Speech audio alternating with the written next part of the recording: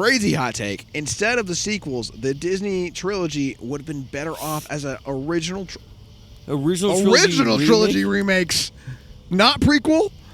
Was that a typo? Because that's insane. No, that says OT. Original trilogy I remakes. copy and pasted that junk. Wow. This is Raging Fire. This is the craziest take I may have heard on this series. Can we double Raging Fire? Yeah. Can we stack two? I'm just going to make it big and like it's going to be we're on fire. Screen. This is probably one of the craziest takes I've ever read. This is insane.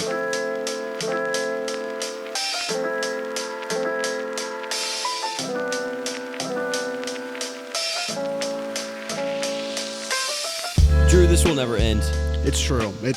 Star Wars is here to stay. Welcome back to Stormline, a Fireside film podcast. I'm Grant. And I'm Drew. We're talking about Star Wars hot takes. This is part 4. So if you want to check out our series, we have a whole series where you can go watch the whole series. Hours upon hours of our reacting to your hot takes. If you love Star Wars and you love hot takes, we got you. Yeah. We're your guys. In that very niche Venn diagram of things, we have a lot of it. We hit that for you. Drew, we have another hot take series coming up, though. True, we do. Tell us about it really quick before we get into Star Wars. All right, I know this might pain some of you to hear, but we are going to pivot from Star Wars. Emphasis on pivot. Okay, well, you can always pivot back. We're not saying never, yes. But Spider-Man's around the corner, so we're going to do a Spider-Man hot takes. Yes.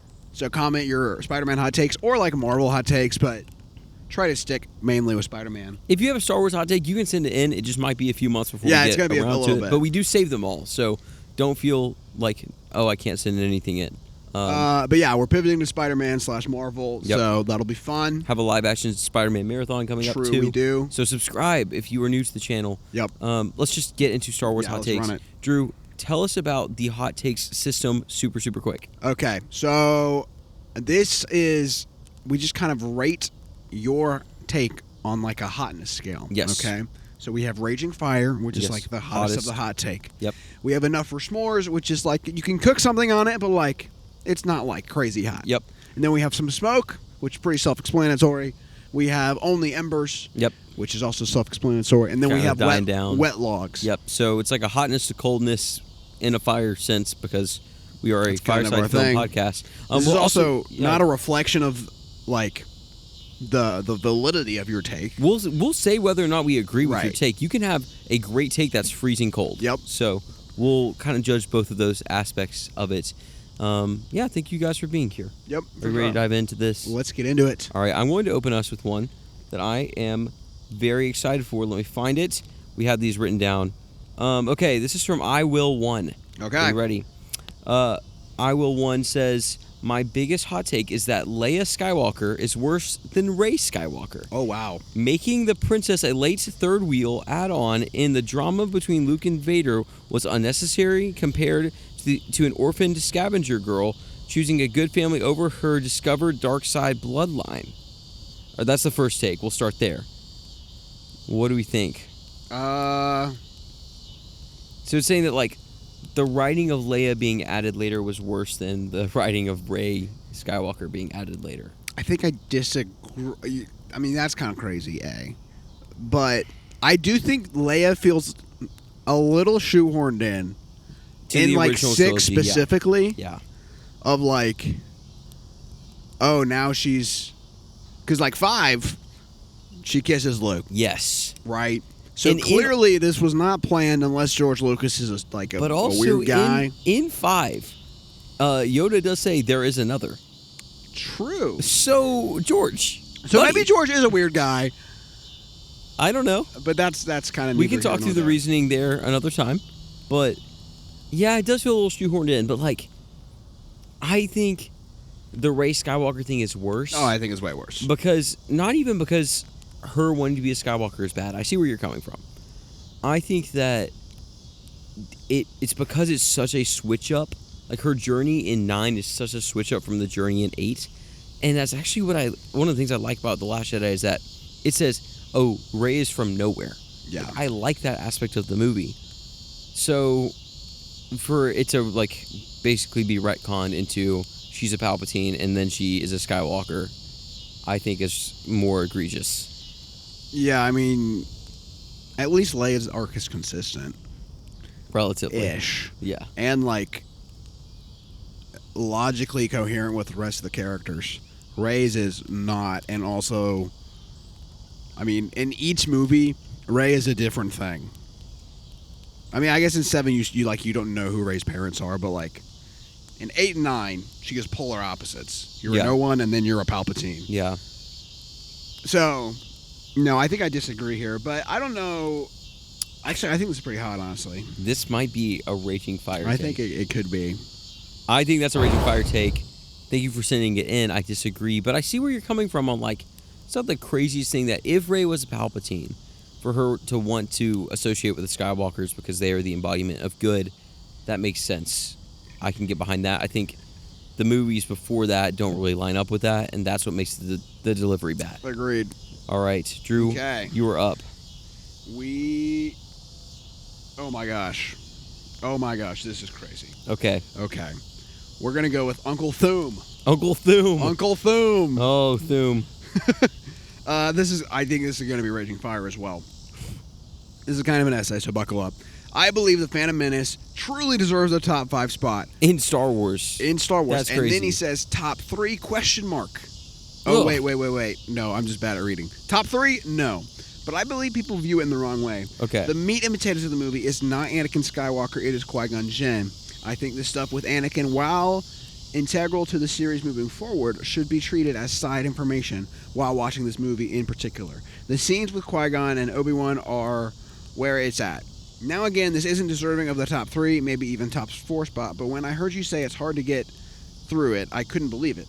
I think this movie is hilarious and in the driest way possible, and obviously the Duel of the Fates has got to be top 3 lifesaver battles of all time. The Phantom Menace is one of my go-to Star Wars movies from Star Wars. It's just chill. It's just a chill watch because it stands on its own so well. This is not as hot as I thought it was. I thought you were saying Phantom Menace is top 3.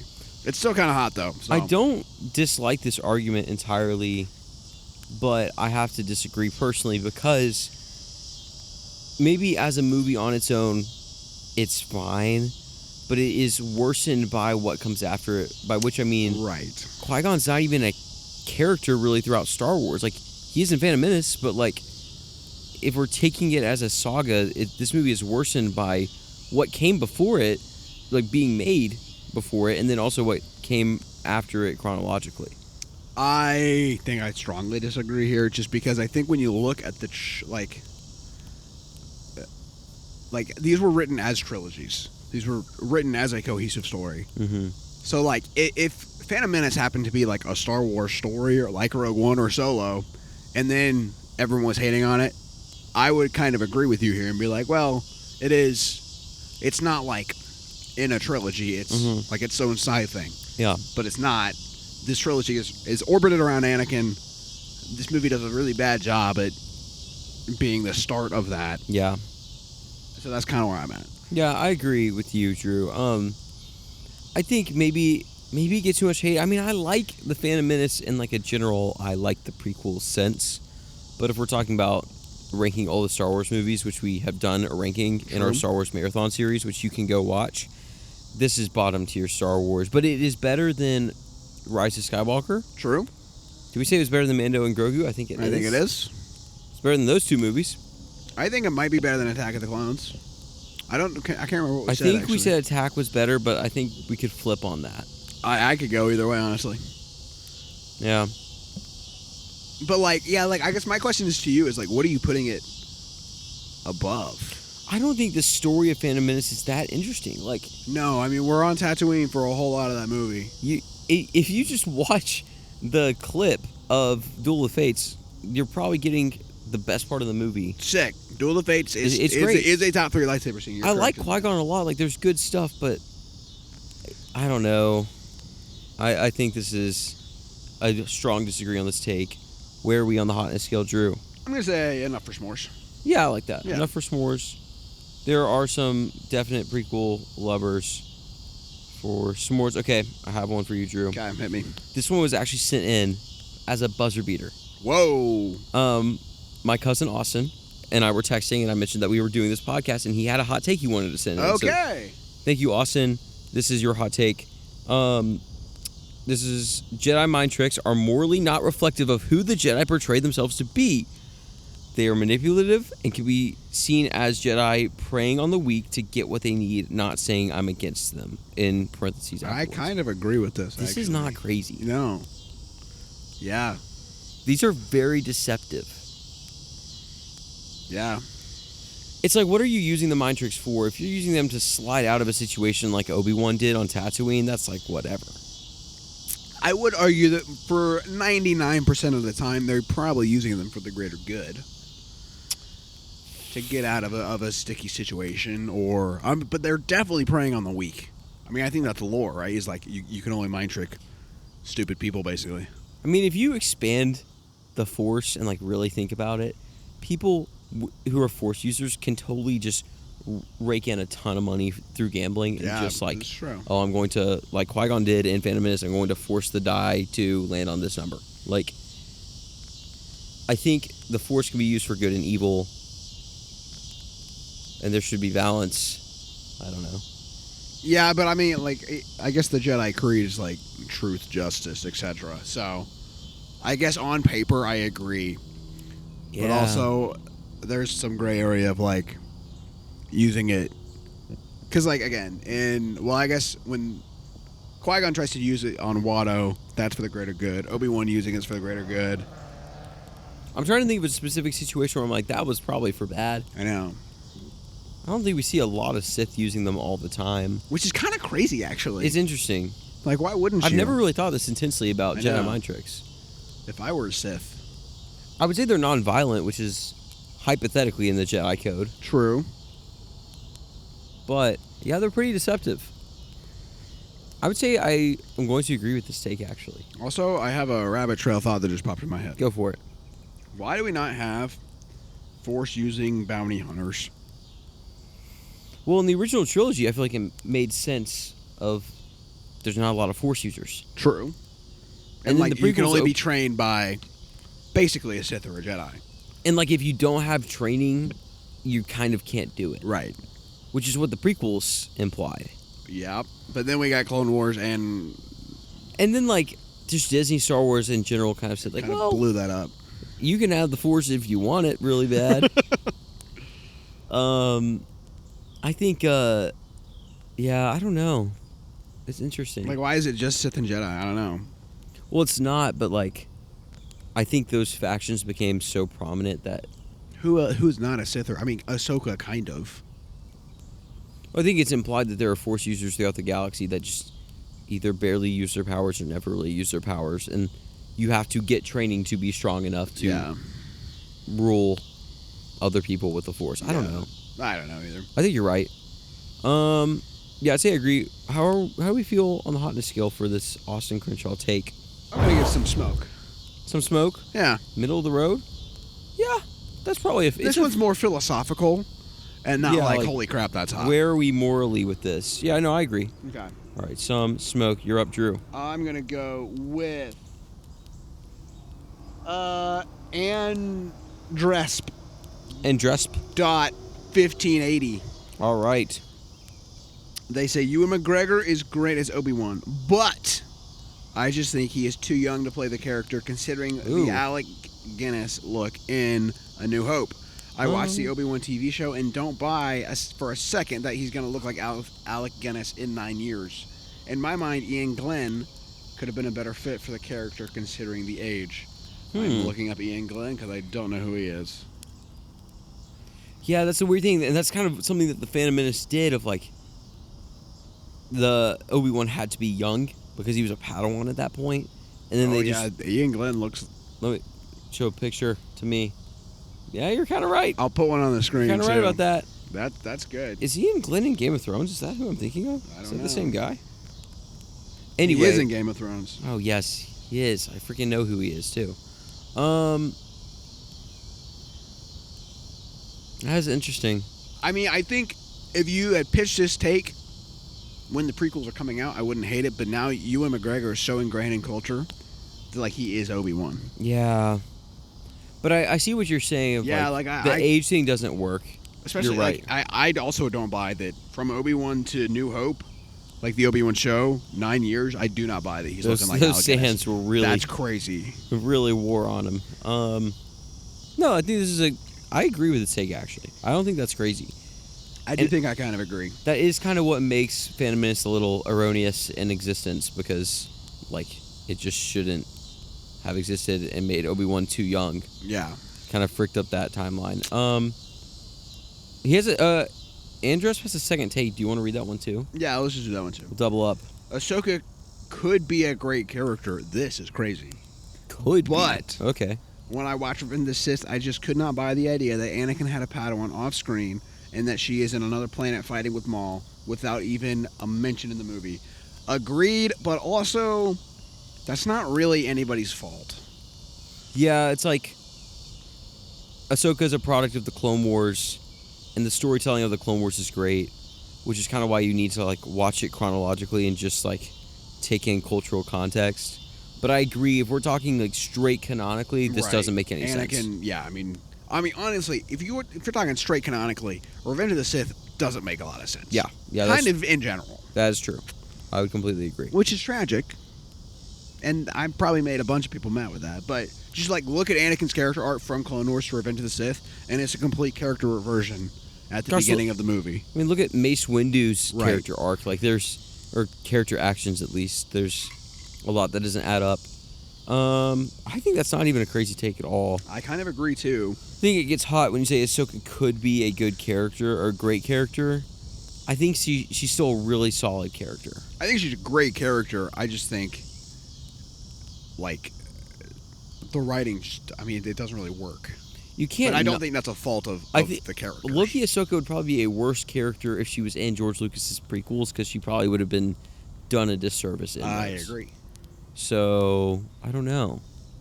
All right, let's go back to the first take. Hotness scale for that one. I'm going to say enough for s'mores. Okay, hotness scale for the Ahsoka one as well. I'm going to say also enough for s'mores. All right, we're doubling up on enough for s'mores. Yeah. All right. It's my turn now. Okay, we find a good take. This is interesting. This is from TheaterPup. Oh, I just saw that one. Okay. TheaterPup says the prequels don't deserve a nostalgia wave, and yet they very much got it, and likely so will the sequels, who also don't deserve it. HEE. That's what was typed. That's how nostalgia often works. Okay. Heh. Do I agree? Because it's Gen Z that gave the nostalgia wave for the prequels. I don't think the prequels were deserving of a nostalgia wave really until post-Clone Wars. Okay. And that supplemental material. My water bottle never wants to stay. I'm very curious how in like 40 years younger kids will view the prequels. I think it will be like they were viewed when they came out. I don't know. I'm torn. You think it'll still be as nostalgic as it is now? I don't know. See, now people who love them are like, they didn't even grow up on them. Really? I feel like it's our generation. Like, we grew up on these movies more than probably... Yeah, that's probably true. ...the generation before us. And that's why, the reason I like the prequels is 80%, 87% nostalgia. There's another 13% that is Lego Star Wars The Complete Saga. Yeah, maybe it's 5% Lego Star Wars. 87%. 5's a little low. There is quality there, but it is a majority of this is my childhood. Yeah, I would agree. And I do think, this hurts me to say, but I asked my cousin, I said this on an A episode a while ago. I asked my cousin, like, a long time ago. He was like 11, right, at the time. Oof. I said, what's your favorite Star Wars movie? This was probably 6 months ago. And he goes, Rise of Skywalker. And I was like, I cannot believe those words came out of your mouth. But also, like, I understand your brain is not fully formed and you can't process good storytelling yet. Good and bad storytelling. So you just look at the good CGI and you're like, no, yeah. It looks good. It does look great. Looks good, and there's like funny, cheap moments. So I do think there will be. I think there will be a wave of sequel nostalgia. There will be, but I don't think it's going to be as strong, and here's why. Okay, why? The story, the overarching story of the prequels, and we've said this time and time again on the podcast, it is good. Like, the general story that George Lucas was trying to tell was a well thought out story. Agreed. Execution was bad. Yep. But that foundation and original, like, unique baseline really makes the prequels stand the test of time a little bit. The sequels just don't have that. True. They just don't. And while I think The Last Jedi is pretty strong, personally, I know some people disagree, but whatever. The Last Jedi is made worse by its companions. Like, it's just not that good. The sequels aren't. Yeah, I mean, I agree. So, And I think endings matter a lot in storytelling, and 9 is just horrible from a storytelling perspective. And 3 has some good moments. yeah, I agree. I do agree. So, yeah. Hotness scale and agreeness scale. Oh, I mean, I'm going to say no for s'mores just because there are people in our comments and in general who love the prequels. Yeah. And will fight for them till the day they die. I kind of agree, though. All right, you're up.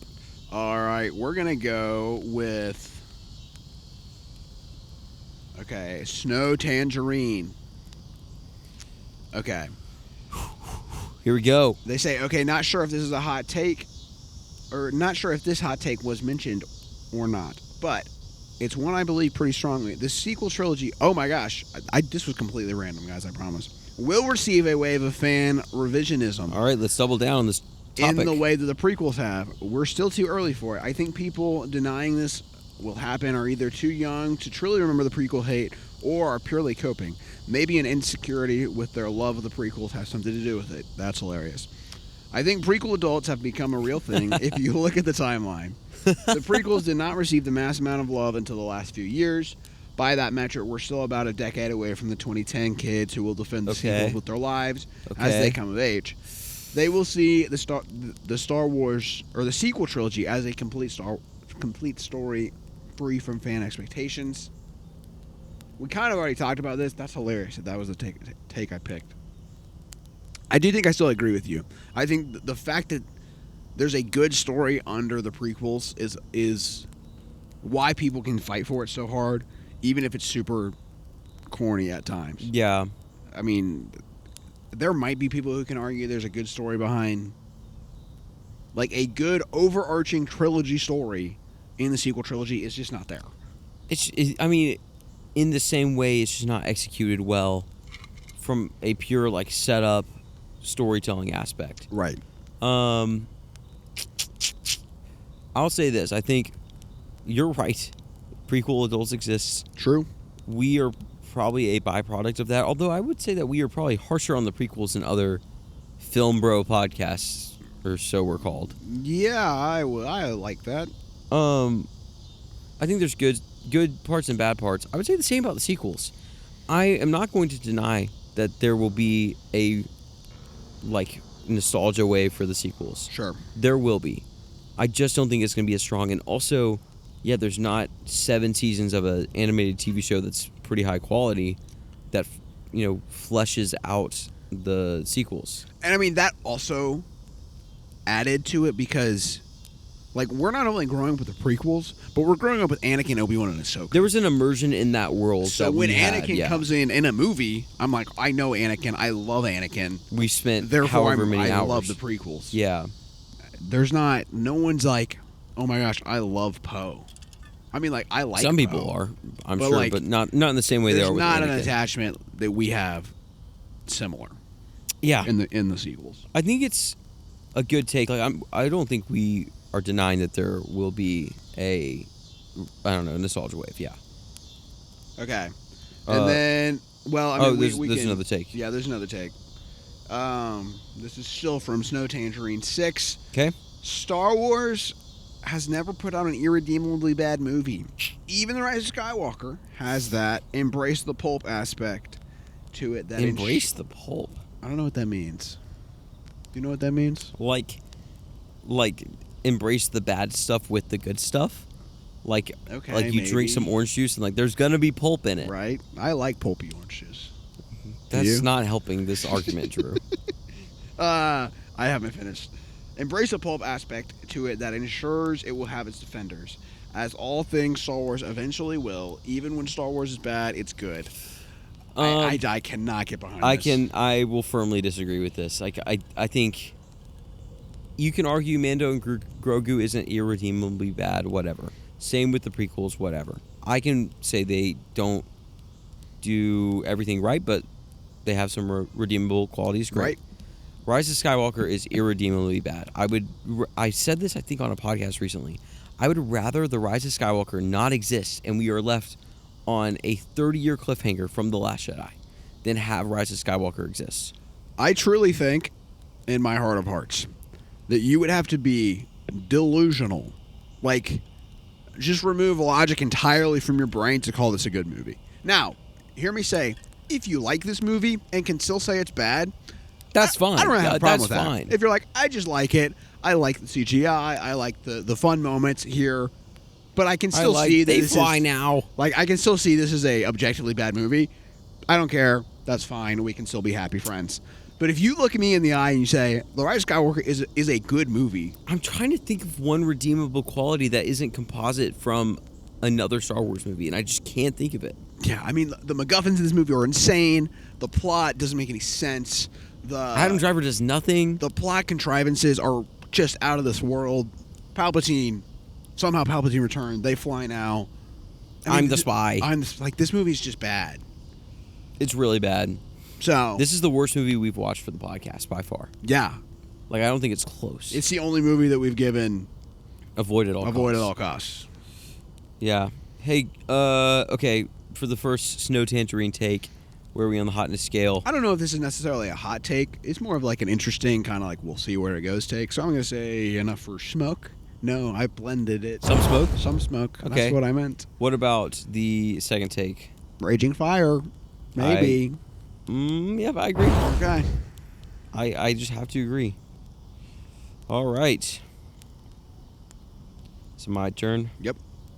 Oh, gosh, I'm just picking the one right beneath it, Drew. Yeah, that one was crazy. This one is crazy. This is really good. Anakin should never have been the chosen one, period. Okay. This is from Ryan Shot 1972. Yes. Here is my thing.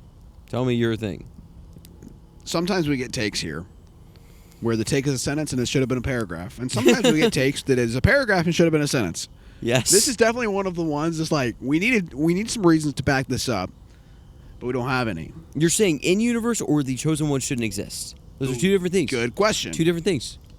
Anakin should never been. Yeah, I mean, my first question is why. In universe, yes, he should have been at least heralded as the chosen one. I mean, did you watch the Mortis episodes? He's the one that should have brought balance to the Force.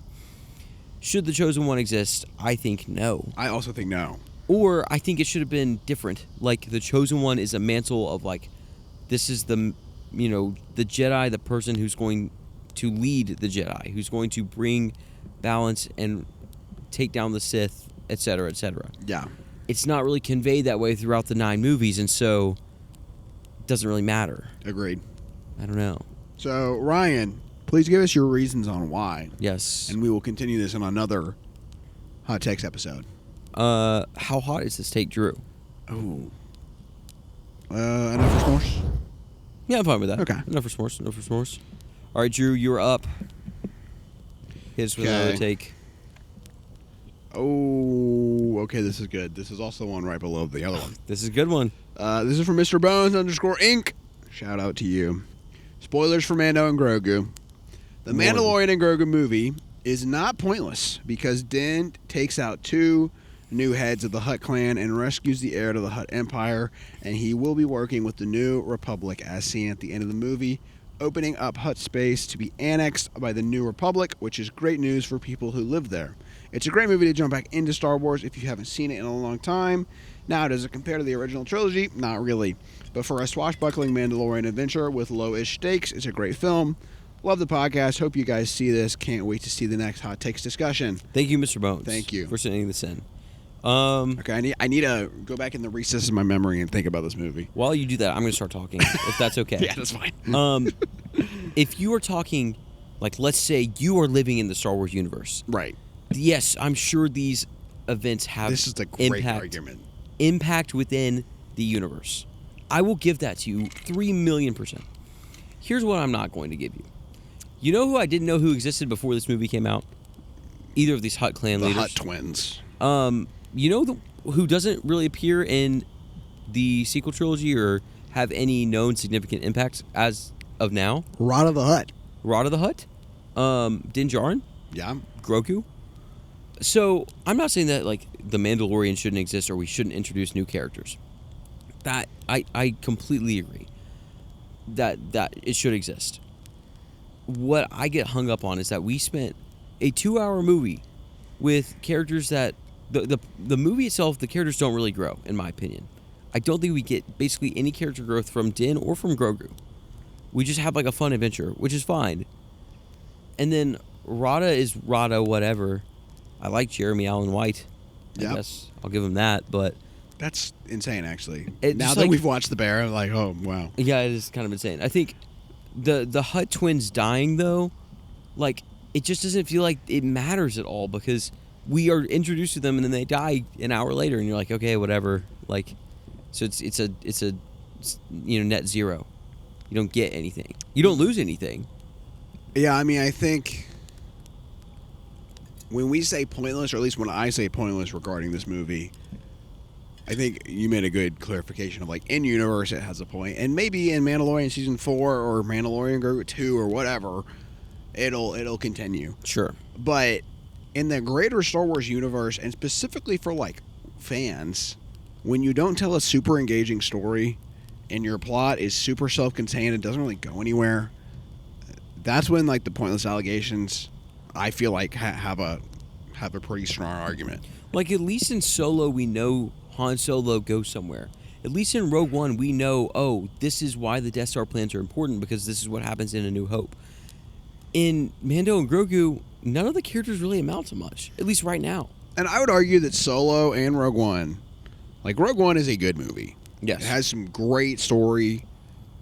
It has a good story. Great visuals. That is an entertaining movie. Solo is fun. The plot twists are good. The chemistry is great. The acting is solid. He's not Harrison Ford, but that's okay. Yes, I completely agree. And if Mando had some interesting plot twists and was fun, like, it would be fine. And I think Mando was the bare amount of fun, maybe, and visually okay. Yeah, I mean, like, it. And I mean, what you said is, like, the character arcs are not here. Yeah. Like, Din Djarin doesn't really have a character arc. Grogu kind of does, but, like... I mean, I feel like you can probably, let's say season 4 of Mando comes out.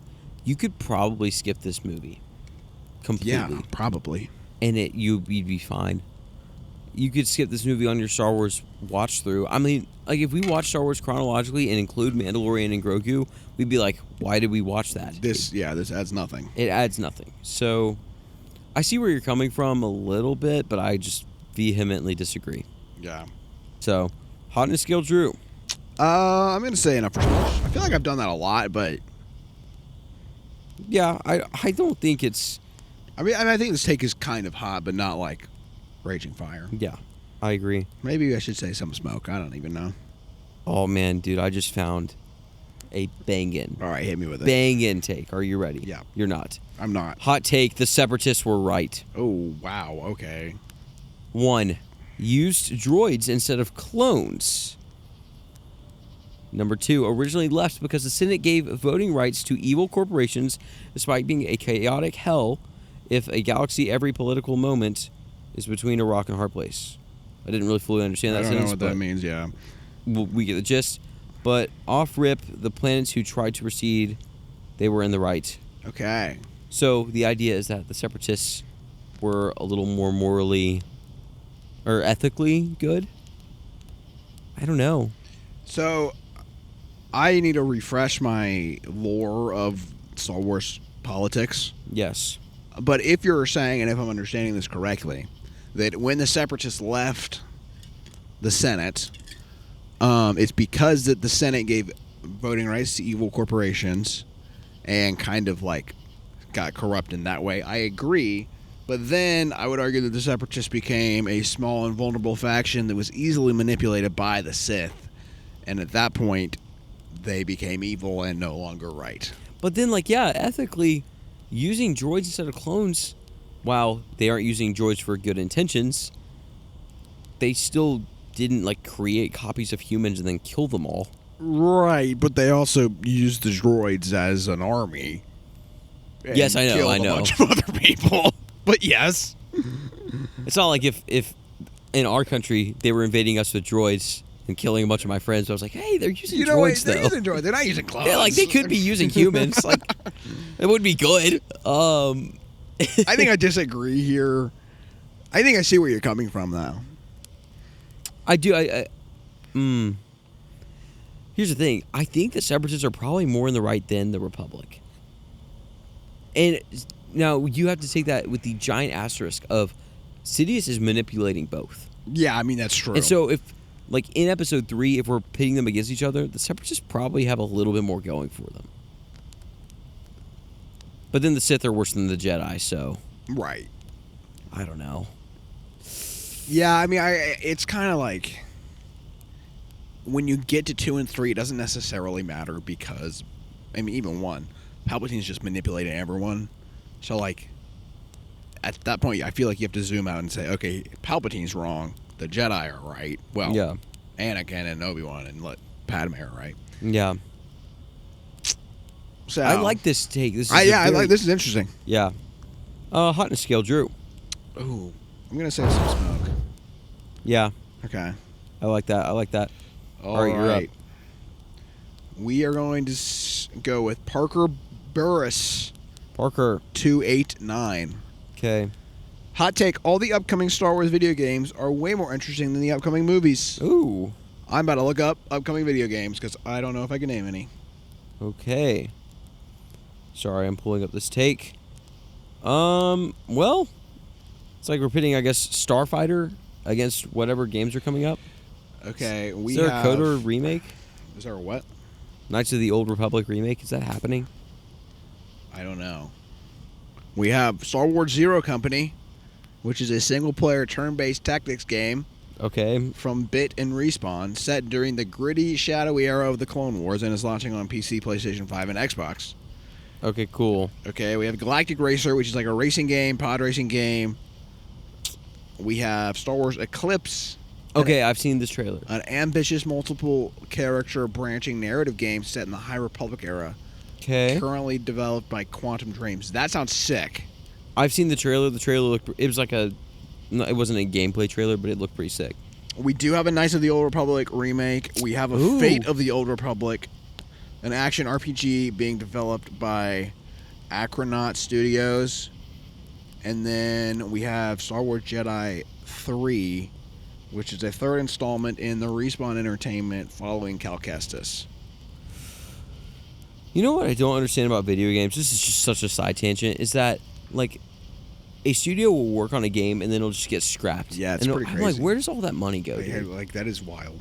It baffles me. You know what I want? Tell me. Pretty desperately. Tell me. Give me Battlefront 3. I know. Dude, it's just free money. It's free money. You are printing money. People are clamoring for it. People are modding your second game. Like, to make it better.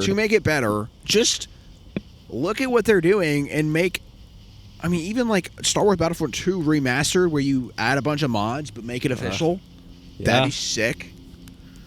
But Star Wars Eclipse sounds sick. It does. So, honestly... Obviously, Knights of the Old Republic is one of the greatest games ever made. Also true. So, remake, I'm interested in. I'm honestly going to say yes, I agree with this take. I'd say I am more excited for at least 3 of those game releases than Starfighter. Yep. I'd love to be proven wrong, but I probably won't, so... So I agree. All right. I don't even know if this take is that hot. Is anyone... I mean, again, it's kind of too far out to say, like, if Starfighter will be good, but... I am not hearing a lot of buzz around the movies. Well, it's also, like, in a year, but... I'm going to say this is only numbers. Okay, I think that's fine. This is a great take, though. Great take. I like this. Okay. Let me pull one up for us. Okay.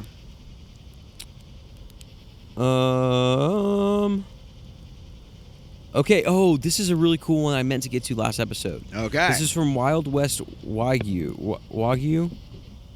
Oh, dude, we just watched The Bear. What is this? How do you pronounce this? Wait, where is this? I can't find it. It's a little further down. Okay. Anyway, can't pronounce that. Oh, Wagyu? Wagyu? Wagyu? I don't know. Sure. My Say hot it take. confidently with your chest. My hot take is this one, which is perfect for this podcast. This person notes, Star Wars should be considered as a vast collection of campfire stories where the viewer can pick and choose what is canon to them and create their perfect timeline. Oh, okay. Think about it this way. If you try to get everything in order, it wouldn't make for as impactful of a narrative. Star Wars is simply too bloated and argued over, and this mindset fixes it. As a Band-Aid solution, this isn't that bad. Yeah, it's not terrible. Is it the long-term fix? No. I'm not sure there is a long-term fix.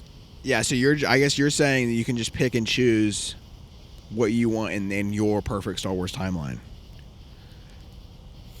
So it's like, oh, I don't like Acolyte, but I do like Clone Wars. Yeah.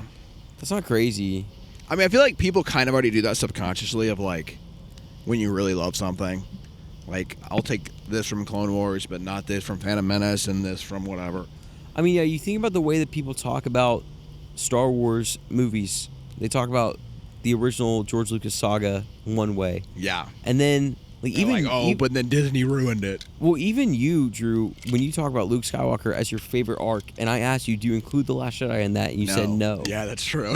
Like, we do this. Yeah, and so, that's true. I don't think it's the worst thing to say that this should be a campfire, you pick what you want kind of deal, but also, like, you get what you get and you don't pitch a fit. I think there is tension here. I kind of agree that this is a decent solution to our Star Wars problem. Yeah. For right now. Yeah. But one day, way down the line, and I hate remakes more than literally anybody else. When Disney comes to us and says, "Hey boys, you want to remake Star Wars?" When Disney sells Star Wars, and the next company comes to us and says, "Hey," and stole my line, purchases it, and we, in all of our grace and our wisdom, say, "Yes, we will do this. We will use all of what was made before, including Legends, as our source material, and make the best Star Wars movies we can." That'd be wild. That would be wild. How hot do you think this is? Nowadays, this has got to be under numbers. Yeah, I kind of agree. If you were to say this 15, 20 years ago, I'd be like, whoa. But now, yeah, no, that's fair. Oh. Got one, Drew? Yeah, this is pretty wild. Okay. I think we've already done this guy, though, but that's okay. Iwillone. Oh, we have. We'll follow it up with another take. Yeah, these are quick. Hot take. His first one here is you can skip the Phantom Menace, doesn't hurt the prequels. We agree. Yes, that was already... We've kind of said that a billion times. So totally agree there. Crazy hot take. Instead of the sequels, the Disney trilogy would have been better off as an original trilogy remakes. Not prequel? Was that a typo? Because that's insane. No, that says OT. Original trilogy remakes. I copy and pasted that junk. Wow. This is Raging Fire. This is the craziest take I may have heard on this series. Can we double Raging Fire? Yeah. Can we stack two? I'm just going to make it big and like it's going to be we're on fire. Screen. This is probably one of the craziest takes I've ever read. This is insane. I don't think that in a perfect world, all 9 movies would be cohesive. Right. So original trilogy remakes are inevitable at some point. I hate that, but it's true. But saying that Disney shouldn't have made sequels, they should have just remade the original trilogy? No. That's wild. Prequels? I can hear an argument for prequels, not original trilogy. No, yeah, this is insane. Firm disagree. Ludicrous take. Saddens me. Raging Fire. On to the next one. We disagree. But thank you for sending that in. Yes, we appreciate you. All right, let me find one for us. This is a fun one while I find another one. This is from The World According to Hans. Oh, I love your name, by the way. This is awesome. I like sand. It's not that coarse, rough, or irritating, and it doesn't get everywhere if you don't let it. This is the take.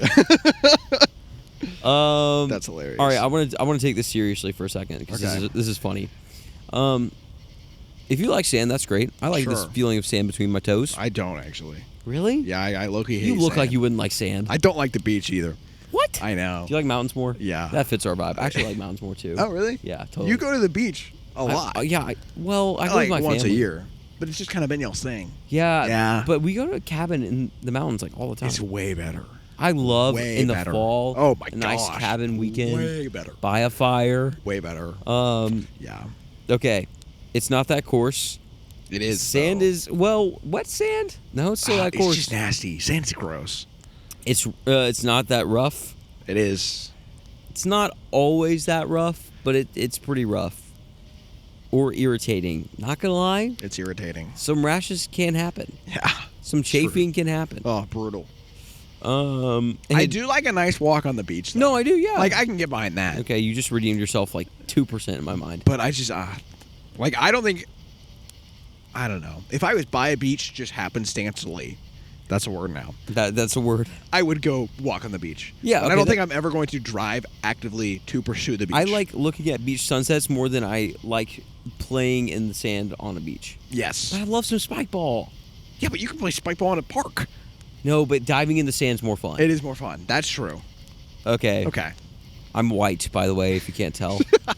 This is the last part. And it doesn't get everywhere if you don't let it. False. It does. No matter how hard you try, it gets everywhere. Listen, I went to the beach a few weeks ago. I had a beach bag. I got back to my house. Weeks later, I put a book in my beach bag. And then I found sand in the pages. Right. From weeks prior. So it does get everywhere.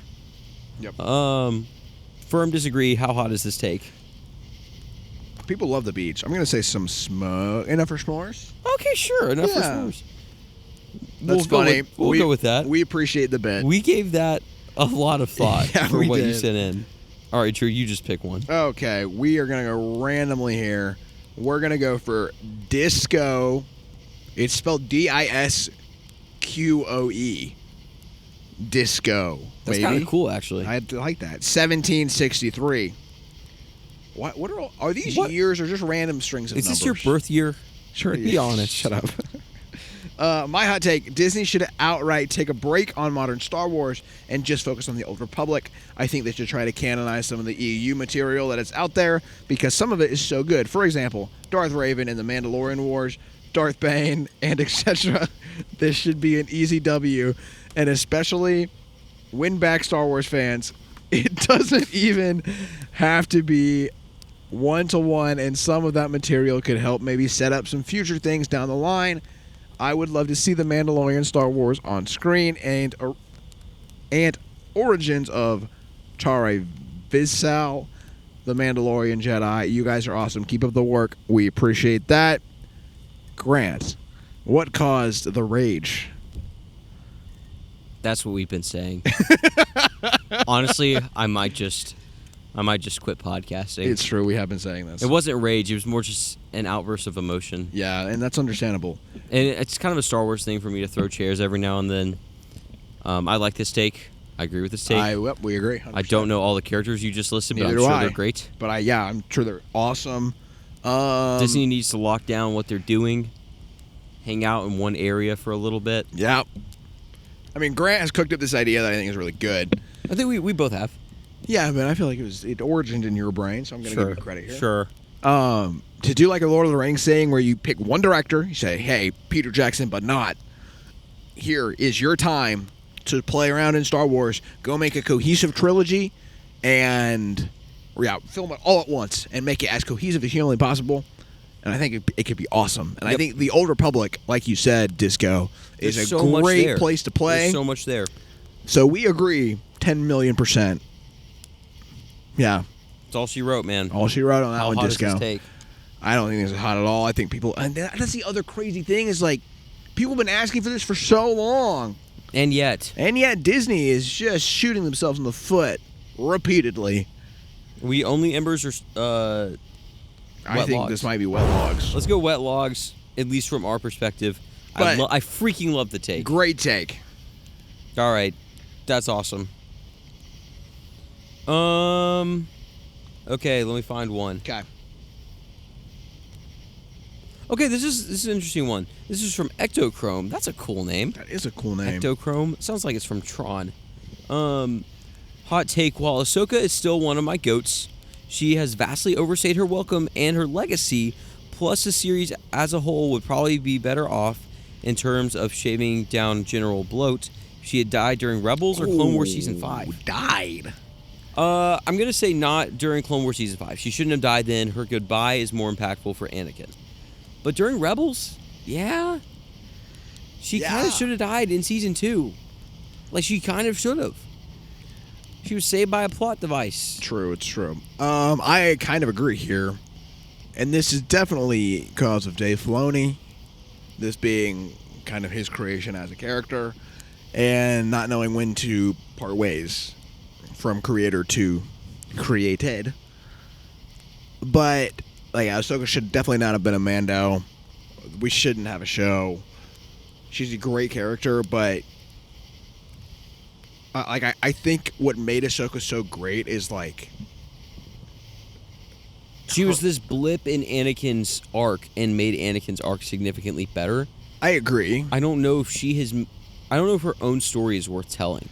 Well, I think it is in the sense of, like, discovering the Republic's corruption and, like that through Ahsoka's lens is so interesting. And watching that kind of explode in her face and all that. I mean, like, the moment with Maul where they have, like, the monologues back and forth is sick. Yeah, you're right. But, like, I don't even know if she should die. Maybe she should. But even just sail away and, like, on another planet somewhere and just exist, I think is a fine ending for Ahsoka. It makes sense for her character. Jury's out on how her character should end or should have ended.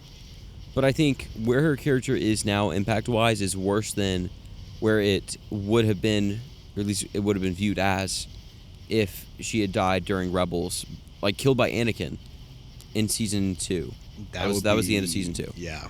So we still could have gotten Ahsoka Adventures set in between Clone Wars and Rebels. Yeah, like we could have gotten stuff. So I don't know. I agree with this take, actually. I think this is a good take. Yeah, I do too. How hot is this take, Drew? I think it's going to be pretty hot. I'm going to say enough for s'mores. Okay. I feel like I've given 80% of the takes enough for s'mores, but that's okay. That's fine, though. All right. Okay. You're up, correct? I am. All right, this is from Michael C.A. Booze 8685. Hot take, the fans are the problem. This is interesting. Visionary directors who were inspired to become filmmakers because of Star Wars are too terrified to take on the project because of the fans. Now the franchise is circling the drain of what came before, prioritizing safety over storytelling. This is interesting. That's not even crazy either. I mean, yeah, Star Wars fans are low-key the worst critics of Star Wars. I think I'd still disagree here. Well, I mean, I agree with that. Like, I think fans, well, I don't even know if I agree, actually. I have a take. Okay. I think Star Wars, one of its best strengths is how dedicated its fans are. True. Like, a good Star Wars movie can be thrust to the forefront of pop culture and have the most loyal fans of all time. Even a mid-Star Wars movie can have that. Yep. At least a well-made mid-Star Wars movie. I think Solo will have more fans long-term than people think. But yes, the fan base is so critical, and I say that as, like, we didn't like Mando and Grogu and we critiqued it. To where, like, if this was another franchise, I don't hear Star Trek fans griping all that much about bad Star Trek movies. They're like, yeah, it exists, it's whatever. Star Wars is different, and I don't know why. I can't quantify it. I do think your take of that visionary directors are afraid, I kind of disagree with. In the sense of, like, I mean, would you classify Jon Favreau as a visionary director? I kind of would, low-key. Whether you like his vision or not is a different story. I think but, like, visionary director is different than auteur. Different thing. Right. But, I mean, you look at Phil Lord and Chris Miller, who were originally on Solo. They were removed because of Disney. And then J.J. Abrams was also removed because of Disney in the beginning, and then they brought him back. So it's like, I think the studio interference here is really what has shot Star Wars in the foot of, like, not a clear vision and not willing to take creative risks unless your name is Rian Johnson for some weird reason.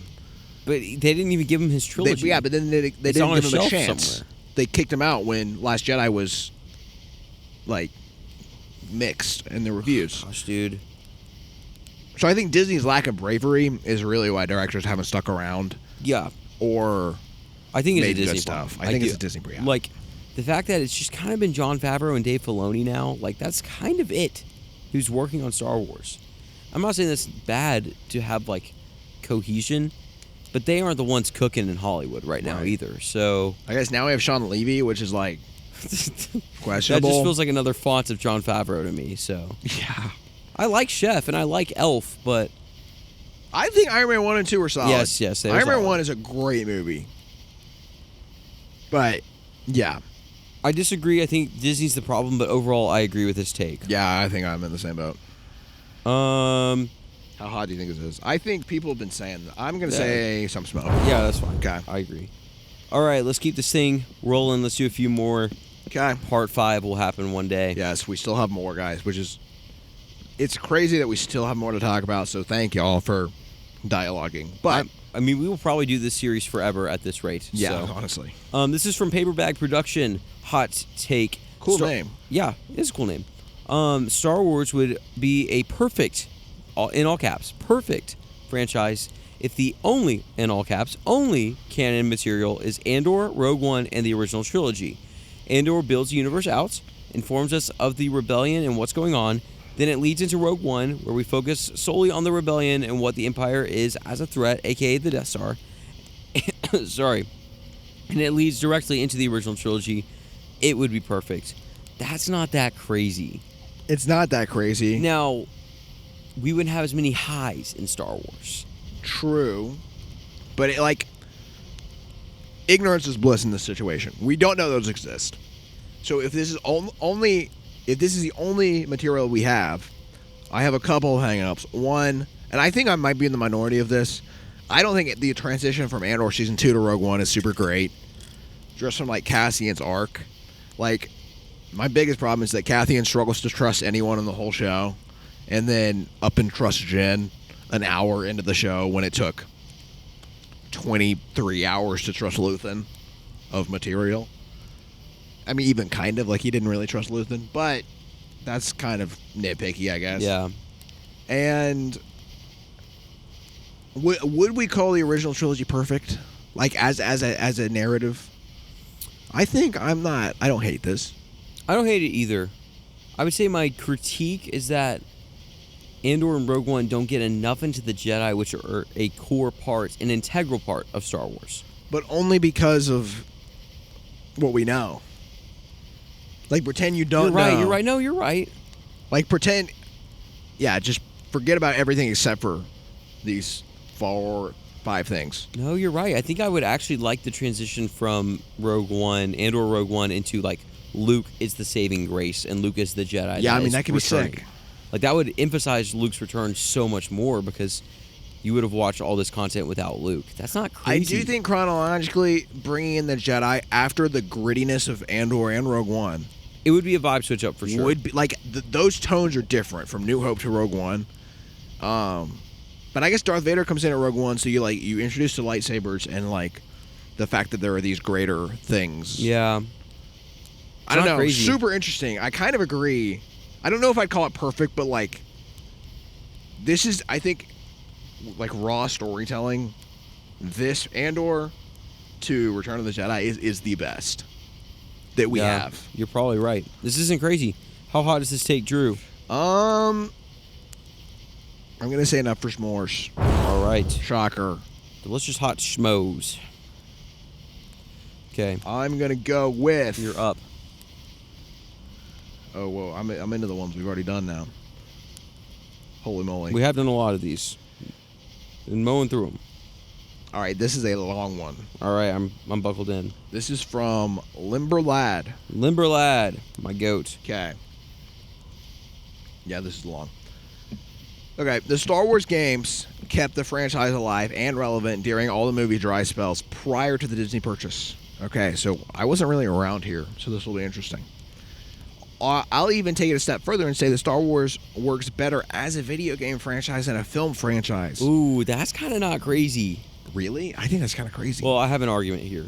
I grew up in the 90s. All I had to go on were the old VHS until the special edition re-release. And then TIE Fighter on PC came out in 94, and it was incredible. And it holds up in its own way today. X-Wings came out a year prior and was okay too. And 95, Dark Forces came out, introducing Kyle Katarn and and gave fans the original Death Star schematic heist, and was launching the launching point. Hold on. And was the launching point of a great game franchise that expanded the universe in a fun way. Okay. 96 gave us Shadows of the Empire, an entire multimedia-based entry into the Star Wars canon. We got Star Wars Rogue Squadron 98, which helped flesh out. That is how it's written. Some minor characters in the franchise and showed fans planets we had only heard of in the movies. Then, starting in 99, the episode 1 and the prequel started coming out. I was around 10 at the time. And remember liking the stuff a 10-year-old will like, Darth Maul. But even then, I could recognize it as a bad movie. Episode 2 only made it worse. However, during the time, throughout the... How do you say that? Throughout the 2000s, the O's. The O's. There was banger after banger as far as games go, from Jedi Knight series to Rogue Squadron sequels, Galaxy, Battlefront 2. By the way, the OG Battlefront 2 game, I've probably put like 200 hours in. It's so good.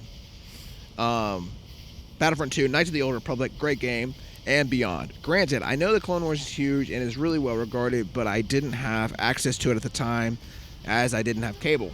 Games were far more accessible to me, even in the modern era. Star Wars Squadron has a way better story than it has any right to. And the EA games, Jedi games, have some of the best Jedi-based narratives in all of Star Wars. I don't hate this. I don't hate this either. I gotta take you at your word, because I wasn't alive. We haven't played any of the 90 games, really. Yeah, so I've heard great things about some of them, but it's all hearsay. But I will take you at your word. Battlefront 2, my dad had, and as a kid, I played on his computer all the time. The Jedi games, I mean, even recent games have been pretty well regarded overall. Not every single one. I haven't heard good things about Outlaws, but oh yeah, I forgot that game exists.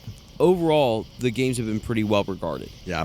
So I don't think that's crazy. Here's my take on movies versus games. Okay. This isn't the best comparison, also because I've only read, played, and watched some of this series, but culturally, the Witcher series. Okay. The games are highly regarded, especially Witcher 3 Wild Hunt. Works great world to play the game in. I've played some of the game, it's great. The books are well regarded as well. I would say Star Wars would maybe work better as a novelization if we're really going there. I don't know. I don't know if I fully agree with that, but I don't know if I agree with that either. I'm torn on that. Jury's out. But then the Witcher show didn't work. And maybe it could have worked. Sure. I think it might have worked, but The Witcher's probably best as a video game book vibe. Star Wars might fit that same thing. I don't even know that's crazy. I agree with Limberlad here in the sense of I would argue that the games have been much more consistent. Yeah. Even kind of like Battlefront 1, the new one, people kind of clowned on. And even the story of Battlefront 2 is only fine of the new one. The story of Battlefront 2, the OG, the 501st really good arc, so dang good. But even those have been fine, and that's kind of the lowest it gets. I feel other than what's the new one, Outlaw? That one could be bad. I don't know. But then there are some abysmal Star Wars movies, as we've talked about, or just really inconsistent Star Wars movies. I kind of agree. It's a video game can have a mid to bad story. Yeah. And still be worth your time because the gameplay is really fun. Yeah, because it's fun. A mid to bad Star Wars movie with decent visuals is not worth your time, in my opinion. I agree. I feel that way about Mando and Grogu. Now, had Mando and Grogu been a game with fun gameplay, I probably would have been oh, the story's fine, but the game's that fun. would have been fun. So, actually, I actually like where you're sitting, Limberlad. I think I agree. I didn't think I was going to agree. I'll agree as well. Drew, how do we feel on the hotness scale here? I'm going to say it's got to be kind of hot. I'm between enough for s'mores and raging fire. I'm putting down enough for s'mores because that's what you were probably going to say. That is what I was going to say. Knowing your patterns. All right, do you want to do one more? Let's do one more. Okay, this is kind of a recent topic. Okay. This is from SassyGamesNoRelation. Also, interesting name. Interesting name. Hot take Maul, talking about Shadow Lord. Great show. Should have been a movie. Didn't we already do this one? I don't think so. I feel like we've talked about this on this series, but continue. We might have talked about the same topic, but Maul should have been a movie. They were trying to do a slow burn story with short episodes that just doesn't work as well as they wanted it to. It's clear, in my opinion, that Dave Filoni saw that Andor was a hit and worked as a slow burn and tried to mimic that. Okay. Maul would have been a decent show if it wasn't for the really bad pacing. Hold on. You lost me. Maul was a great show. You lost me. I don't care if you're like, oh, it mimicked Andor. It's still really, really, really good. And it might be a slow, like, it's not even a slow burn, honestly. It's faster than Andor. It's great. Maul is a great show. The animation is almost worth the price of admission. And, like, yes, it's that good. It is that good. I mean, some of the lightsaber fights are, like, so but the freaking sick. The story's really good. The story's also great. Sam Witwer cooks. I don't think this would have been better as a movie. We did talk about this before. Yeah. I don't think this would have been better as a movie. I don't. Yeah, I don't really think it would be either. I think the I don't know if I like shows better. I think it just depends. It really does depend. When you're really trying to get into a character specifically, shows are just so good at that because you have more time. Yeah. Like, so when you're trying to get into the head of Maul and really get into, like, him expanding his crime empire, this is the way to do it. Yeah. For sure. Yep. I mean, maybe you could argue, give me a Maul trilogy, which is, like, fine. But, like, Maul really came alive in animation. So I think having another show that is also animated and looks incredible is a great way to pay homage to the Clone Wars, but also just give us a really dang good story. I think Maul in live action again could work as another villain. Like as a crime boss villain again in a movie, I think he could work. Okay. I don't think he would. I just don't know if he would translate back to live action super well, so I'm going to disagree with you. I'm sure we will get a Maul live action villain at some point. That just feels... Maybe, I don't know. I mean, I guess they tried with Solo. They tried to set it up, and I'm sure he would have been in the Solo trilogy that was going to happen at one point, but didn't happen, so... This is a good take, though. Yeah. It's interesting. How do you feel on the hotness scale for this one, Drew? I got to get more creative, but my gut isn't up for s'mores here. Should I just pick? Yeah, you pick something else. But tell me enough for s'mores doesn't work. You know what? I'm going enough for s'mores. I know. I think we only had one Raging Fire today. No, we had two. We had two. All right. Okay.